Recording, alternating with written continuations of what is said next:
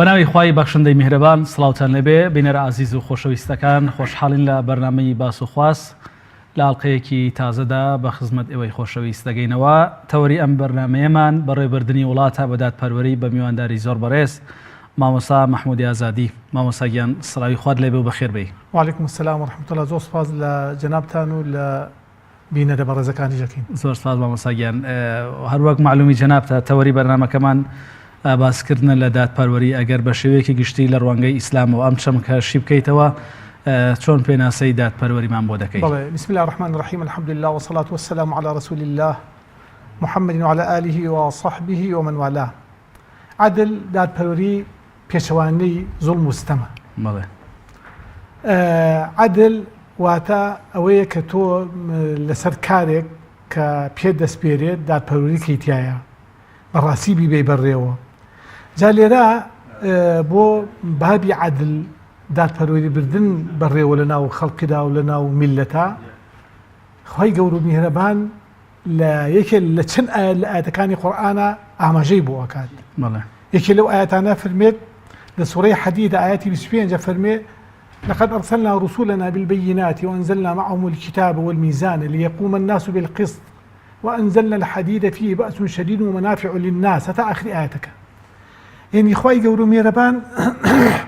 ئەفەرمێت ئێمە ئەم پێغەمبەرانەمان بۆیە ناردووە بۆ ئەوەی بە هەر یەکەی لەگەڵ مەثەلەن قورئان یا کتێب یان هەر بابەتێکی تر خوای گەور و میهرەبان لەگەڵ یانە پێغەمبەری لەگەڵ پێغەمبەرەکانە ئەو بابەتانەی ناردووە لەگەڵیان. ئیتر مەثەلەن قورئان یا تەورات یا ئینجیل یا زەبور یا صحوفی ئیبراهیم بۆ ئەوەی کە بتوانن میزان میزان واتە عەدالەت دادپەروەری. ئێستا کە تۆ شتێک کێشانە ئەەکەی تماشاکەی وەکو یەک هاوکێشەیەکەی یعنی عەدالەت و دادپەروەری ئەوەیە کە تۆ لە ناو میلەتە هاوکێشەی میلەت وەکو یەک تماشا بکەیت. يعني مثلا دادپەروەری لە ناو خەڵقا بەکار بهێنی بۆەوەی کەوا خەڵک بە شێوازێکی باش ئوموراتیان بچێ بەڕێوە. ئاەتی قورئانی و ئەحادیسی پێغەمبەر عەلەیهی سەڵات وەسەلام زۆر لەسەر ئەوەن کە ئەبێ عەدالەت و دادپەروەری دروست بکرێت لە ناو خەڵکیدا. عەدالەت و دادپەروەری بریتیە لەوەی کە تۆ بتوانی بە شێوازێکی باش حکمڕانێکی باش بکەیت، بە شێوازێکی باش ئوموراتی خەڵکی بەی بەڕێوە. زوڵم لە خەڵق نەکرێت، ستەم لە خەڵق نەکرێت، خیانەت لە خەڵق نەکرێت، بە شێوازێکی باش ئوموراتی خەڵق بەی بەڕێوە. خەڵق لە ناو فەقیری و برسێتی و هیلایکی و ناڕەحەتی و ئەمانە یعنی نەهێڵید و هەروەها هەوڵ بدەیت کەوا خەڵکی لە ناو ئاسایش و لە ناو خۆشی و محیبەت و گوزەرانێکی مەسەلەن سادەییە خۆیان ببینەوە بژین. ئەمە معنای دادپەروەریە. مامۆستاگیان خوا خێر بنووسێ بە پێی کە جەنابەت ئەو ئاەتە پیرۆزە چی کردەوە بەر لە هاوڵاتیەکی ئاسایی و مرۆڤێکی ئاسایی خوای گەورە دادپەروەری لەسەر پێغەمبەران عەلەیهیمو سەڵات وەسەلام بەر لە هەموو کەس جێبەجێ کردووە. ئەوەمانەی ئەوە نییە کە پێویستە خەڵکانی دیکەیان ئەوانەی کە ئێمە شوێن پێغەمبەران کەوتوین بە باشتر بیر لەو چەمکە بکەینەوە یاخود باشتر جێبەجێ بکەین کە خوای گەورە پێغەمبەرانی لەسەر ئاگادار کردوێتەوە. ئاەتەکەی کە خوێنمانەوە لەقەد ئەرسەلنا رسولنا بالبەیینات معنای ئەوەیە هەر پێغەمبەرێکیش مەثەلەن نامۆ کتابێکی لەگەڵا داوەتێ کە تۆ بەم شێوازە عەمەل و کار کە. یعنی ئەمە بەڵگەیە لەسەر ئەوەی کە ئەبێ ئەم میلەتە لە ڕێی پێغەمبەرەکانەوە بڕۆن، لە ڕێی پێغەمبەرەکانەوە بڕۆن. کە بۆ سوڵتان کە عادیل بێ السلطان العادل ظل الله في أرضه. سوڵتانێک کە عادل و دادپەروەر بێ سێبەرێکە لەسەر کوڕەی زەویە. یعنی بۆ خەڵک ئەگە زوڵمی لێ بکرێ ئەچێتە مەسەلەن ژێر باوەشی ئەمەوە، ئەچێتە ژێر سێبەری ئەمەوە بۆ ئەوەی کە زوڵمەکەی لێ نەکرێ. جا لەبەر ئەوە یعنی سوڵتانێک کە مەسەلەن حاکمێک کە عادل و دادپەروەر بێ بەڕاستی ئەوە سێبەرێکی خوایە لە کوڕەی زەویە. تۆ ئێستا لە شوێنێکا کە گەرما بێ ناڕەحەت بێ پەنا بێ بۆ سێبەرێک، لە هەر شوێنێکا زوڵم و سەمێکە لێ بکرێ پەنا بێ بۆ یعنی حاکم کە دادپەروەر بێ و نێڵە زوڵمەکە لێ بکرێ. بەڕاستی ئەمە ئەوەیە. جا خوای گەورە و میهرەبان ئەمرەکا بە عەداڵەت. إن الله يأمر بالعدل والإحسان وإيتاء ذي القربى. تماشاکەی خوا ئەمر و فەرمانەیە بە عەدالەت ئەبێ عادل و دادپەروەر بینە ناو میلەتەکە. هەر کەسێک کە ئوموراتی حکم ئەگرێ بەدەسەوە بێ بەڕاستی عادل دادپەروەر بێ لە ناو خەڵقیدا. بۆیە خوا ئەمرەکە بە عەدالەت بۆیە کە میزانی خوا لە کوڕی زەویا پیادە بێ. جا لەبەرەوە عەدڵ عەدالەت واتە میزانی خوا لە کوڕی زەویا پیادە بێ بۆ ئەوەی کە خەڵقی بە چاکی لەو ڕێوە بڕۆن. کە بۆ خوای گەورە و میهرەبان ئەمرەکە بە عەدالەت إن الله يأمر بالعدل بۆ فەرمانایە بە عەدل دادپەروەری لەبەرەوە هەتا خەڵق لەژێر ئەو دادپەروەریە بە شێوازێکی باش ئیسراحەت کات. بەڵام ئەگەر حاکم زاڵم بوو ئیتر خەڵق لەناو ناڕەحەتیایە، خەڵق لەناو غەم و خەفەت و پەژارەدایە. جا لە بۆ ئەوە ئێمە چەند بابەتێکمان حاضر کردووە بۆیە لە مەثەل هەندی حەدیثە هاتووە کە ئەفەرمێ گەورەترین ڕۆژی ئینسان تایە کە تاوە پاداشی هەبێ ئەو ڕۆژانەیە کە حاکمەکە تایە عادڵە، کە ئەو ڕۆژانی حاکم تایە عادل بێ ئەو ڕۆژە سەواب و پاداشی زیاترە لای خوای گەورە. جا بۆیە پێغەمبەری خوا ئەفەرمێ عەلەیهی سەڵات وەسەلام عدل ساعة خير من عبادة 70 سنة. تو یەک سەعە لەناو میلەتەکەدا عەدالەت و دادپەروەر بە لە عیبادەتی 70 ساڵ بۆ تۆ باشترە. یعنی حاکمی عیبادەت بکە 70 ساڵ لەسەر یەک مادام عەدالەت و دادپەروەری نەبی لای وەرناگیرێ. بەڵام یەک سەعات عادل و دادپەروەر بێ خوا یعنی سەوابی عیبادەتی ئەو 70 ساڵی بۆ ئەنووسێ. زۆر باشە. ئەمە معنای وایە دادپەروەری. جا لێرە دادپەروەری بە حەقیقەت زۆرە. بۆیە هەندێک لە عمال و لە کاربەدەستەکانی عومەری کوڕی عەبدولعەزیز نامان بۆ عومەری کوڕی عەبدولعەزیز نووسی يشكو إليه من خراب مدينته ويسأله مالا يرممها به. ئەلێ هەنێ لە عمال و کاربەدەستەکان والیەکانی عومەری کوڕی عەبدولعەزیز نامان بۆ عومەری کوڕی عەبدولعەزیز نات کە ئێمە شارەکەمان خەریکە بەرەو وێرانە ئەڕوە. بزان ئەو پێویستمان بە ماڵ و سەرۆتێکە کە خەڵکەکەمانی پێ بژێنینەوە و خەڵکەکەمان لە ناو عەدالەت و دادپەروەرییا بێ. بزان ئەوی چیان بۆ نووسێ؟ ئەڵێ قەد فەهیمتو کتابەکە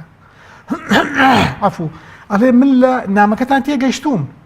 بەڵام من ئەم نامەتان بۆ نووسمەر کاتێ نامەکەتان پێگەیی ئێوە ئەمانە بەکاربهێنن، شارەکەتان پا بکەنەوە بەچی بە عەدالەت و دادپەروەری. پاکی شارەکەتان بەچی بە عەدالەت و دادپەروەری بێتیایە وەڕێگەکەیان وەنەقی طرقها عن الظلم فإنه مرمتها.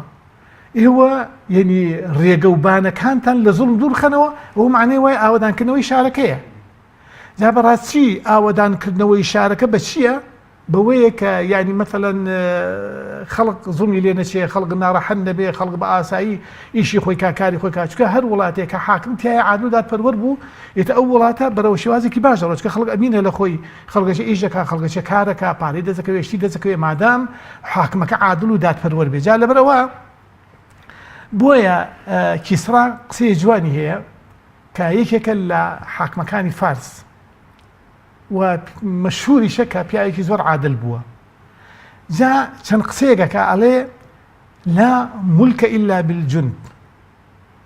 ئەڵێ تۆ ناتوانێ مڵکایەتی یا مەلیکی بکەی ئیلا بێ جوندی و سەربازت هەبێ. ئینجا وەلا جوندە ئیلا بالمال. تۆ جوندیش ناتوانی بەخێوکە ئیلا بێ ماڵ و سەوت هەبێ و بیدەیتێ، ئەبێ ماڵی بیتێ. ولا مال إلا بالبلاد. خو ماڵی دەست ناکە ئیلا بێ تۆ شارێک وڵاتەکەت هەبێ. ولا بلاد إلا بالرعاية. وتو وڵاتیش نابێ إلا بێ خەڵقێکی تیابێ، ئومەت میلەتی تیابێ. ولا رعاية إلا بالعدل. وأو ملتش ناچێ بەڕێ إلا بەعەدالەت و دادپەروەری نەبێ. یعنی تۆ هەر میلەتێک عەدالەت و دادپەروەری بوو هەبوو حاکمەکە بۆی ئیتر جوندەکانی باشە بێ، خەڵکەکەی باشە بێ، وڵاتەکەی لە فەقیر و فاقە ئەکەوێ، وڵاتەکەی لە هەژاری ئەکەوێ، وڵاتی بەرەو باشی ئەڕوا. جا بۆیە لێرە چیرۆکی پیاوێکی یەهودی یەت بۆ لای جوولەکەی دێ بۆ لای عەبدولمەلیکی کوڕی مەڕوان ڕەحمەتی خوای لێبێ بۆی باسەکات کە ئەڵێ من فڵان کەس کە والی تۆیە زوڵمی لێم کردووە، ئەمەوێ من لەزەر لە عەدالەتەکەی تۆ وەربگرم ئەو زوڵمم بۆ بسێنی. جوابی نایەتەوە. دەی دووبارەی لێ ئەکات، جوابی نایەتەوە. سێبارەی لێ ئەکاتەوە ئەڵێ ئێمە لە تەوراتی موسایە ئەوە هەیە، ئەڵێ هەر کەسێک زوڵم بکە حاکم جواب نەیاتەوە و نەچێ بەدەم زوڵمەکەوە، ئەو حاکمە لەگە زوڵمی ئەو زەلامە ئەبێ خوا مشتەریکەکە بە هاوبەش. بەڵێ لێرە ئەڵێ عەبدولمەلیک بیری کردەوە و تەزویق بە دنیا هات دوایی چوبانی کابرای کرد کە زوڵمی لەم یەهودیە کردبوو حەقیشی بۆ لێ سندەوە دایەوە و ئەویشی عەزە کرد لە کاربەدەستی لای برد چکە بۆ خوای گەورە مێربە عەدڵ و دادپەروەری خۆشەوێ ئەبێ تۆ عادڵ بی کە حاکم بی فەرقی ئەو نەکەی زۆر باشە بە یەک چاو سەیریان بکەین. مامۆستاگیان لەژێر ئەو فەرمایشتەی جەنابەت کە پێشتر ئاماژەت پێدا هەر کەسێک کە حاکم بێ و دادپەروەری لێلا بێ ئەوە سێبەری خوایە لەسەر زەوی پێچەوانەکەی ئەوەیە کە ئەمڕۆ دەیبینین هۆکارەکە ئەوە نییە کە حاکمەکان لە ڕێبازی پێغەمبەران درودی خوای لەسەر بێت لە شەریعەتی ئیسلام لە ئەنداوەکە دەبینین بە نمونە کۆمەڵگەی خۆمان وەربگرین بە کۆمەڵێک دەرد و کێشەی کۆمەڵایەتی و نادادپەروەری و بەرزی و نزمیەوە دەناڵێنێت کە هەمووی هۆکارەکەی ئەوە بێت وەکو جەنابەت ئاماژەت پێدا دوورکەوتنەوەی لە شەریعەتی ئیسلام و پەیامی پێغەمبەران زۆر ئەزاین شوانە یعنی مەثەلەن خوای گەورەی کە ئەو پێغەمبەرانەی نادووە ئەمانە نمونن بۆ ئێمە کە بێ ئێمە ڕێبازی ئەوان بگرین جا کە ئەو ڕێبازانەمان یۆڵ کرد و خۆلاسە چوینە سەر بابەت و بارێکە خوا پێی ناخۆش بێ و پێغەمبەری خوا پێی ناخۆش بێ و قورئان پێی ناخۆش بێ سنەتی پێغەمبەر پێی ناخۆش بێ ئەوەی معنای خەڵک بەرەو خراپە ئەڕوا خەڵک بەرەو مەثەلەن ناڕەحەتی و ناهەمواری و ناسزاواری ئەڕوا جا بۆیە من لە یعنی لە سیرا بینیومە بازەکە ئەڵێ ئەن مەلیکا يحكى أن ملكا من الملوك خرج يسير في مملكته متنكرا ئەڵێ پاشاک لە پاشاکان ڕۆژێک چووە دەرەوە بەناو ملەت و گەلەکەی ئاگەڕا بەڵام ئیتر یعنی خۆی کردو بە پیاوێکی عادەتی و غەیری مەلیکایەتی یعنی خەڵک وازانن پیاوێکی عادەتی نەزانێ بە مەلیکە و خۆی گۆڕیوە بڵێ بەناو خەڵکە ئەگەڕا هات بۆ لای پیاوێک پیاوەکە مانگای هەبوو وەکو بڵێن گایەلی هەبوو حیوان گایەلی هەبوو مانگایەکی هەبوو ئەم مانگایە بەقەدەر 3 مانگا شیری تیا بوو لە دواییە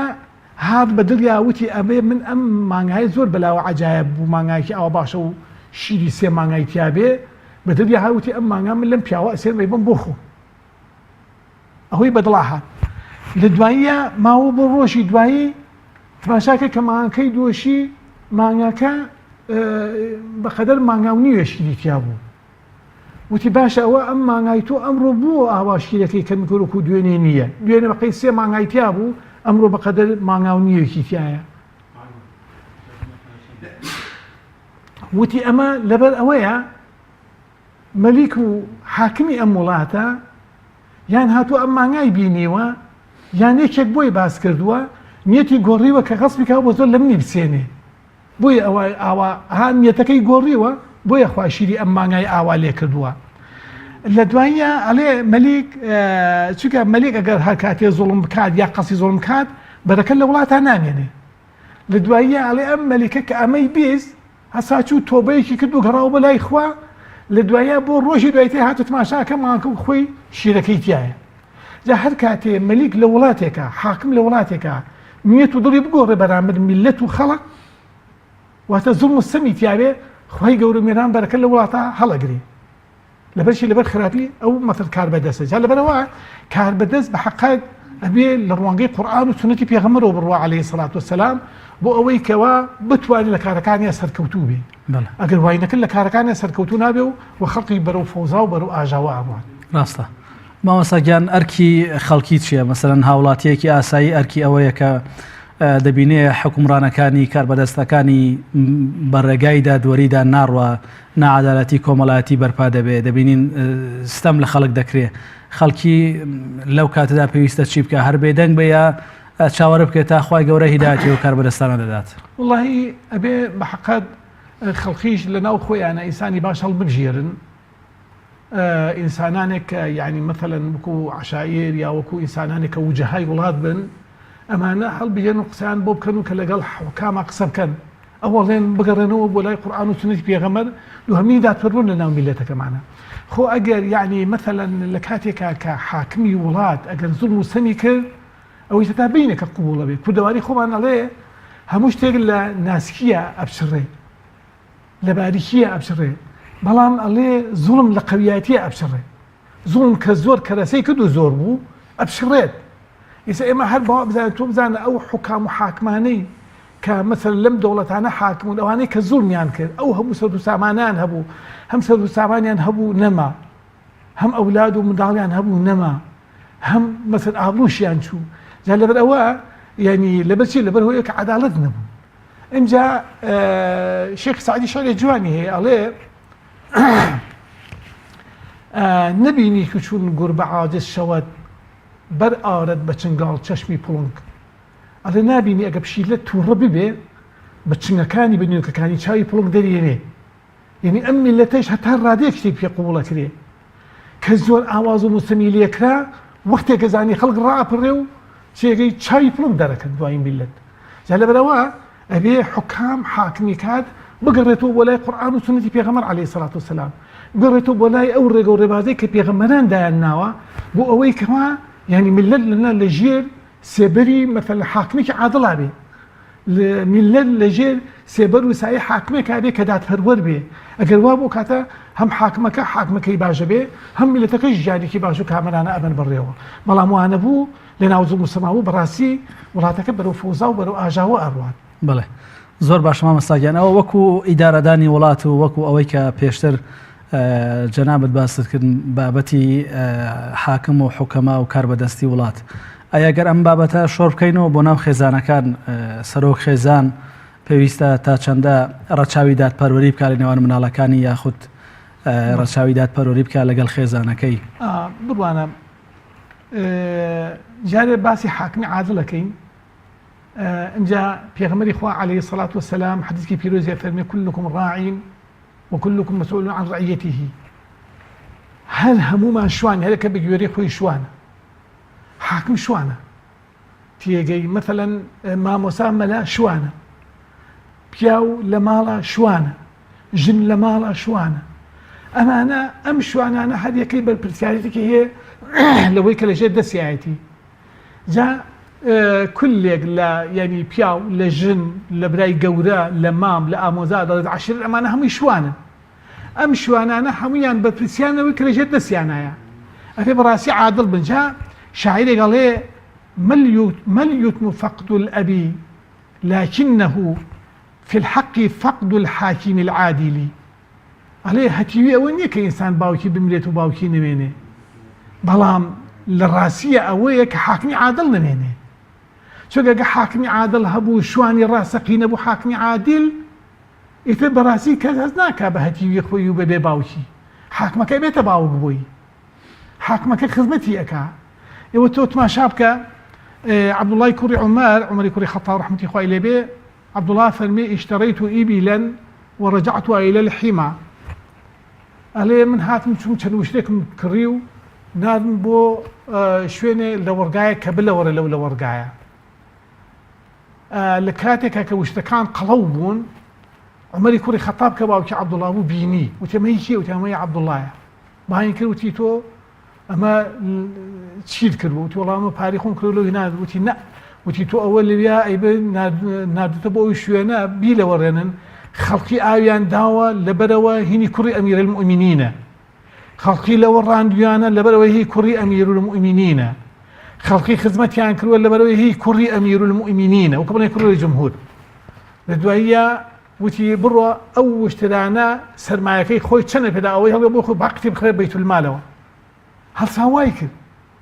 ئەوەی کە سەرمایەکەی چی وەڵیگەتەوە باقتی خسە بەیت المالەوە وتیەوە هی موسڵمانانە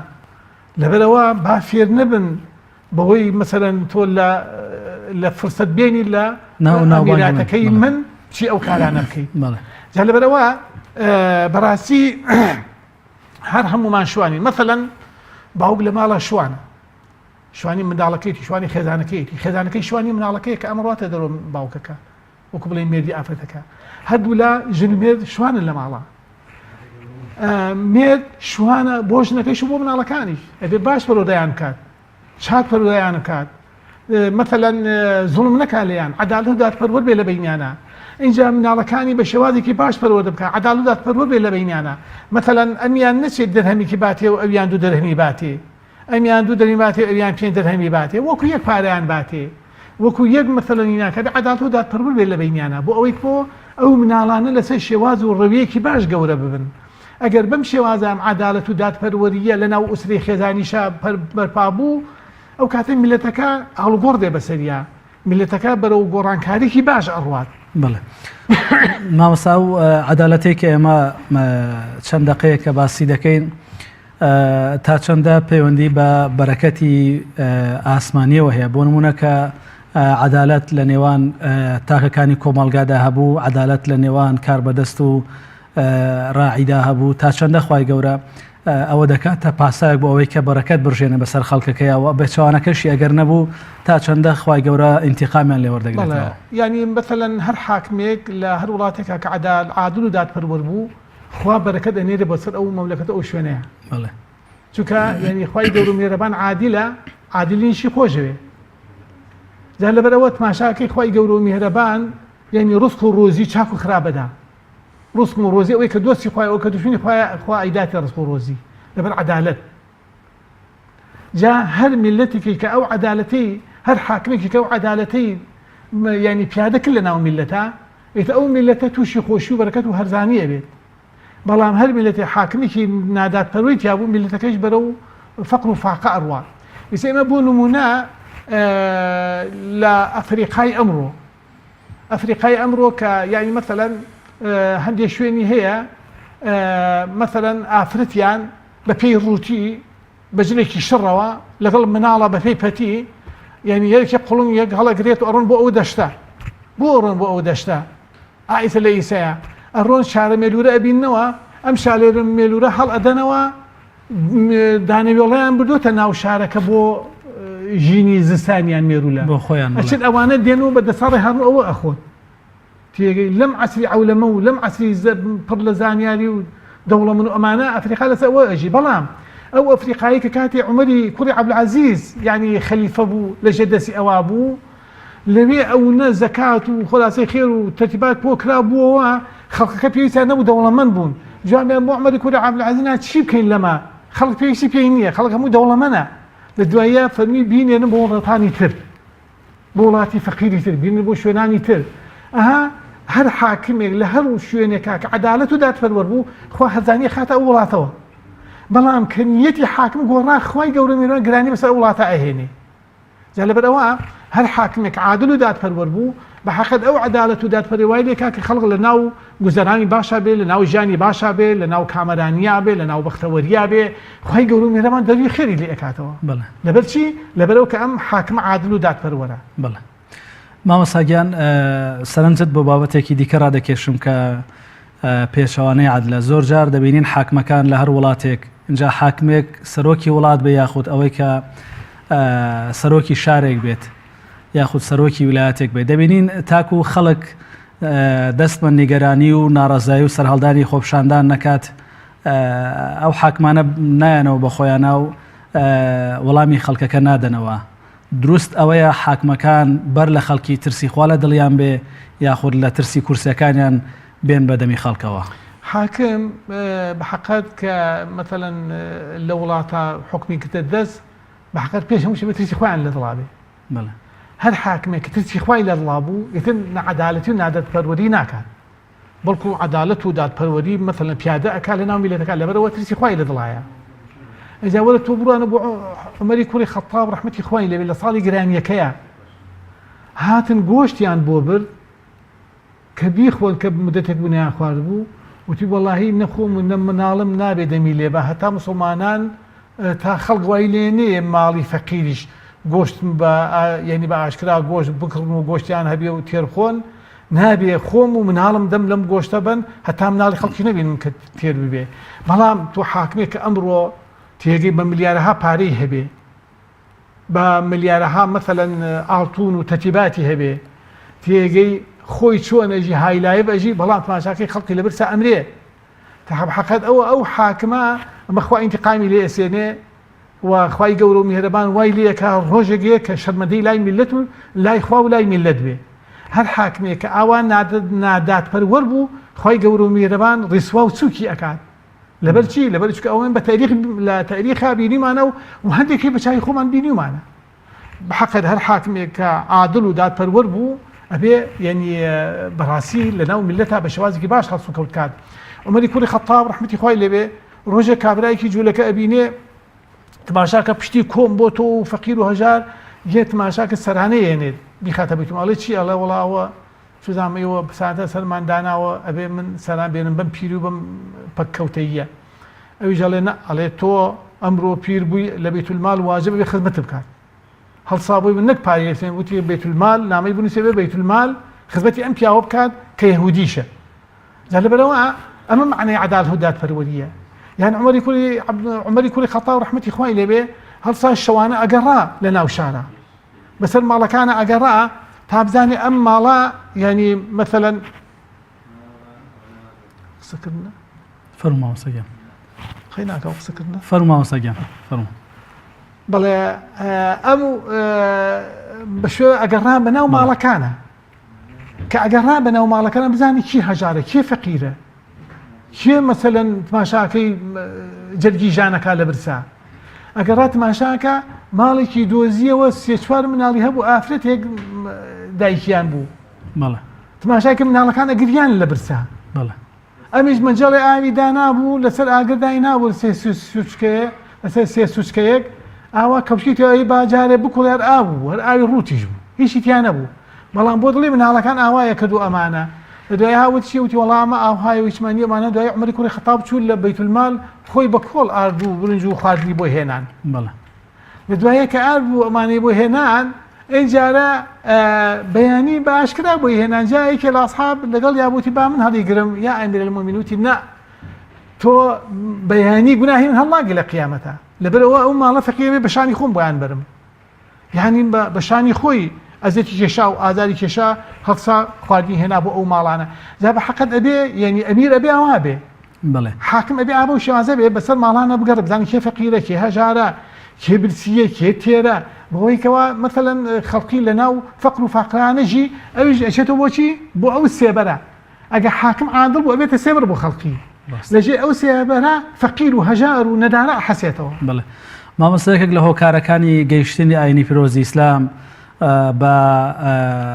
چینەکانی دوای خۆی بە کۆمەلگاکانی دوای خۆی بە نەتەوەکانی دوای خۆی ئەوە نەبووە کە ڕێبەرانێکی لەم شێوەیە هەبووە کە ئێستا دوای 1400 و ئەوەندە ساڵە من و جەنابت لێرە باس لە نمونەی مرۆڤایەتی ئەوان دەکەین بڵێ بە حەقاد ینی هەر میلەتێک لە مەثەلەن لە دوای پێغەمبەری ئیسلام عەلەیهی سڵاو وسەلەم ئینسانی عادڵ لە دادپەروەر حاکمی بوو بێ ئەو میلەتە بەرەندە بووە سەربەرز بووە بەڵێ و هەر میلەتێکی حاکمی زاڵم ینی حاکمی بوو بێ ئەو میلەتە لەژێر فەقر و فاقە و ئەزیەت و ئازار و عەزابە ژیاوە جا لەبەرەوە ئەبێ ئەم حاکمانەی ئەمڕۆژ بەخۆیان نابچنەوە بەخۆیان نابچنەوە مەثەلەن تماشا بکە پیاوی وەکو بڵێن سەدام حوسێن لەگەڵ ئەو هەموو قووە و سەڵتانەتەی کە هەیبوو تێگەی لەگەڵ ئەو هەموو قەسر و قوسوورەی کە هەبوو چووە وەکو جر چوو بۆ کونێکەوە تێگەی یان مەسەلەن بڕۆ بۆ معەمەر قەزافی چوو لەژێر پردێکە خۆی شاردەوە لەگەڵ ئەو هەموو سەڵتانەتەی کە هەیبوو یەکێک لە خێزانەکەی نییە 43 ملیار دۆلاری 43 ملیار دۆلاری هەبوو خێزانەکەی ئەجا جگەل لە خۆی کە چەندەها پار و تەرتیباتی هەبوو وەرە بڕۆ بۆ یعنی حاکمەکانی تر بزانە یعنی کابرای تونس ژنەکەی 55 ملیۆن هەر دۆلاری هەبوو نازانم 1000 و ئەوەی کیلۆ ئاڵتوونی هەبوو ژنەکەی یعنی بڕۆ بۆ ژنەکەی هین حوسنی مبارەکە وڵاتێکی فەقیر و ئەمانە ژنەکەی 3 ملیۆن دۆلاری هەبوو ناوی سۆزانە ژنەکەی حوسنی مبارەک یعنی هەر یەکەیان یعنی لە خوێنی ئەم میلەتە هەڵیان مژی بوو خوای گەورە و میهرەبان هەمووی مەحف کردەوە لەسەریان جا لەبەرەوە هەر حاکمێک کە عەدالەت و دادپەروەری نەبوو خوای گەورە و میهرەبان بەڵای بوو ئەنێرێ نە ئێڵێ خۆی ئیسراحەتکە و میلەتەکەی لە ناو ناڕەحەتیە بێ بەڵام حاکمێک کە خۆی عادڵ و دادپەروەر بێ هەم خۆی ئەحەسێتەوە هەم میلەتەکەیش ئەحەسێتەوە بەڵێ کەواتە مامۆستاگیان ستەمکاری هۆکارە بۆ ئەوەی کە حاکمەکان لە کورسی دەسەڵات بێنە خوارەوە بەوەی کە خوای گەورە عیقابیان لە بگرێت لە بەرامبەر ئەو ستەمەی کە لە ژێر دەستەکانی خۆیانی دەکەن ئەوە ینی مەثەلەن ئاەتی قورئان ینی بەوە ناتیقە کە مەثەڵ هەر حاکمێک دادپەروەر نەبوو بەڵکو زوڵم و سەمی هەبوو خوا لەعنەت لە زاڵمەکە کە زوڵمی کرد ئەبێتە زاڵم ألا لعنة الله على الظالمين. خوا لعندي كل ظالم لعلي النفرين دول لرحمتي خوا أواني كاستمكارية كان بهر شوازيك به جاء أو استمكارية كان خواي قور مهربان أخذت جل لعنته نفرتي خويوا أوش كبتك جل لعنته نفرتي خواوا بحقنا لدنيا استفادك نلا قيامة استفادك لنا ملتيش يعني مثلا روي الرشبه ملتيش مثلا يعني دعاء شري لي كان جابوا يكل حاكم مكاني دولتي عباسي ميسي ملايك بقريب أزتي ملايك با إمامك با لبغداد إمامك بانكر وأمانة لدواء إمامك وتي من الدم بتير تير التيجرم كتعزيم من بديان شتكم يبكي وتي توشون يعني تي من أول سيشوار هزانا في الحماية وحرسم هي وتي نا الدم بتير شو إلا شو دعاء اللي كم كلتير بيكاتره لدوايا وتي وي بخمر جاي تيري شو ناقم ودا تشيد يبغى دكم تيجي جاب راسي أم حاكمنا يعني زي بيريجن كان بس أبوي عم شيء بودو عايشة يجنو زي بيريجن لقول لها وانا جورتك أبوي يعني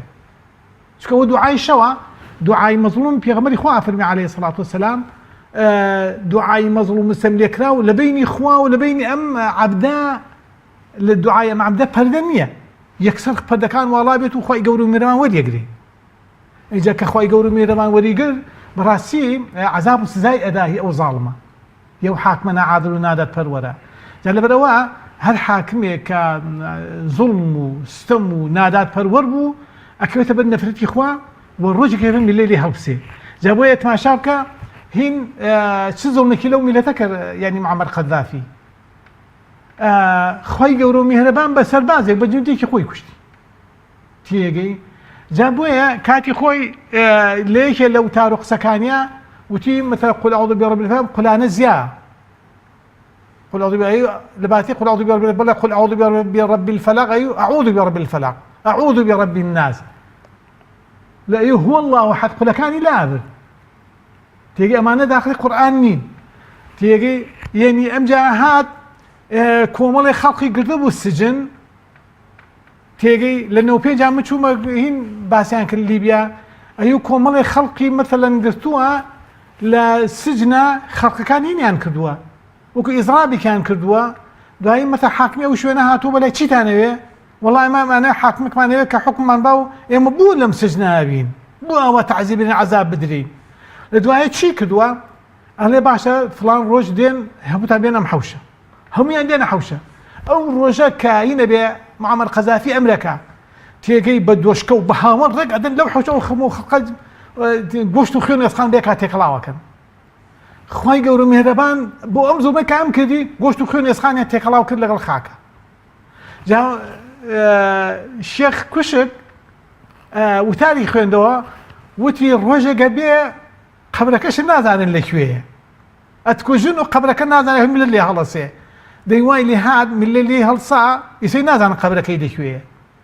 لبرشي لبر ظلم السم هر كسي ظلم كاسم كا الا اخوي يقولوا مهربان بلاي بو انيري بلاي اسماني بو انيري وبلاي ناو خلقي بو انيري ومثلا خلق ساميان لي اشكي قسيبي الن دعي مثلا برنغاريه كان دعي مثلا خلاصات انقلابي لي كان يعني ما عشتي لي كان بالله ما وصا هر وكو خوای گەورە لە قورآندا ئاماژەی پێ دەکا بەوەی کە هەر مرۆڤێک دەتوانێت بۆی هەیە پشت لە تاوان بکە پشت لە ستەم بکە بگەڕێتەوە بۆ لای خوای گەورە دڵی خۆی جارێکی دیکە تەسلیمی خوای گەورە بکاتەوە بۆ هەمان شێوە کاربەدەستانی ستەمکار ئەو ڕێگەیان لە بەردەمە کە دەست لە زوڵم هەڵگرن لە میلەتەکانیان ئەوەندەی کە ماوە بگەڕنەوە لای خوای گەورە و دادپەروەری بەرپا بکەن بەڵێ يعني دەرگای تۆبە کراوەیە هەر کەسێک يعني إنسان إذا تو بقدر أم شوين ويزجيا كتاب به هر هموي لقي ميموريا تسجيل به بيك بنجيب دوغمية كابني نانيني أم هموا بنجيب بني بدوغمية لشوين ثا تسجيل به يعني هر إنسان جناهي هبه لتوقسد يوتاوكو كشكلاغني فلكي آسمان كبنجي بدوغمي توبانا هر همي ناميني وأروا مادام هەر ئینسانێ تۆبە بکات واتە کە خوا ئەفەرمێ تووبوا إلى الله توبة نصوحا ئێوە تەوبەی نەسوحکەن تەوبەی نەسوح یعنی چی؟ یعنی ئەوە نەسوح لە نەسەحەوە بەمعنە ئەوەیە کە دۆشینی شیری حیوان کە لە گوانی ئەیدۆشیت ئەو شیرە کە تۆ لە گوانی حیوانە ئەیدۆشیت تازە تۆ ناتوانانی ئەو شیرە بکەیتەوە گوانەکەی بچێتەوە شوێنی خۆی کە هاتە دەرو ناتوانانی بخەیتەوە شوێنی خۆی بە دەرجی بۆ تێ ناکرێتەوە جا ئەبێ ئەم تۆبەی تۆش ئاوها بێ نچیتەوە ڕاتە سەر ئەو گوناها کە تۆ تۆبە لە گوناهەیە کە نچیتەوە سەر ئەو گوناها خۆی گەور و میهرەبان لە هەموو گوناهەکانی خۆشە بێت و تۆبەی لێ وەرگرێ و ئەو کاتە یعنی عەدالەت و دادفەروش دروستەکە لە ناو وڵات و لە ناو میلەتە. بەڵێ مامۆستا جەنابتان ئامۆژگاریتان چییە لە کۆتاییدا ئامۆژگاریتان چییە بۆ کاربەدەستانی ستەمکار بۆ هەتا لە بەرپرسێکی بچووکەوە لە بەرپرسی دائیرەیەکەوە هەتاکو سەرۆکی حکوومەت سەرۆکی پەرلەمان سەرۆکی وڵات ئامۆژگاری چییە بۆی کە عەدالەت و دادپەروەری بەرپا بکەن بۆی کۆمەڵگاکەمان بحەسێتەوە بۆ ئەوەی لەو دەردەسەریانەی کە ئێستا ئێمە تووشی بووین بەهۆی کۆمەڵێک قەیرانەوە ئەوانە خوای گەورە لەسەرمان لابەرێت. والله جا بەڕاستی من ئامۆژگاری و نەچکە پێغەمبەری خوا فەرمێ الدین النصیحة من ئامۆژگاریم هەیە بۆ هەموو کاربەدەستان لە گەورە بۆ تا بچووک لە بچووک تا گەورە یعنی مەثەن ناوەند و ناوەڕەسەکانی ژەگرێتەوە ئیتر مەثەن حتا هەر لە ڕێی جمهوری بێنە خوارەوە بۆ وەزیر و وەزەرا و کاربەدەستی دائیرەکان و مدیر ناحیەکانیش لەوان بەرەو خواتریش ئەڵێم عەدالەت و دادپەروەری کە لەوەی کە ژێر دەستیانایە دادپەروەرن بەرامبەریان چونکە کە دادپەروەر و دڵسۆز بوون بەرامبەر ئەوەی کە ژێر دەستیانایە و ئەوەی کە مەثەن ئەمان حاکمن بەسەریەوە بەڕاستی ئەوانە سەربەرزە بن هەم لە دنیا هەم لە قیامەت هەم سەربەرزی ناو میلەتیشە بن چونکە مەثەلەن ئەگەر سەربەرزی میلەت بن یعنی تۆ تماشا بکە دوێنێ یعنی ئەو دکتۆر جەمالی مناڵان ئەمری خوای کە نیوێ ئەم شارە لەگەڵی بوو لەبەرە پیاوێکی دڵسۆز بوو بۆ مناڵ و بۆ مناڵی خەڵکی و جگەر بەندی خەڵکی لەبەر ئەو دڵسۆزیەوە خەڵک ئاوا شوێنی کەوتبوو دەی ئەگەر کە حاکمێکیش مەثەلەن کاربەدەستێکی ئاوا عەدالەت و دادپەروەر بێ ئەبێ هەر بمرێ جا کە مرد ئەوها خەڵک شوێنی جەنازەکەیەکەی و خەڵک ڕەحمەتی بۆ ئەنێرێ بەڵام ئەگەر عەدالەت و دادپەروەر نەبوو خەڵک دوعای شەڕی لێەکا ئەڵێ یاخوا ئەولاتر چێ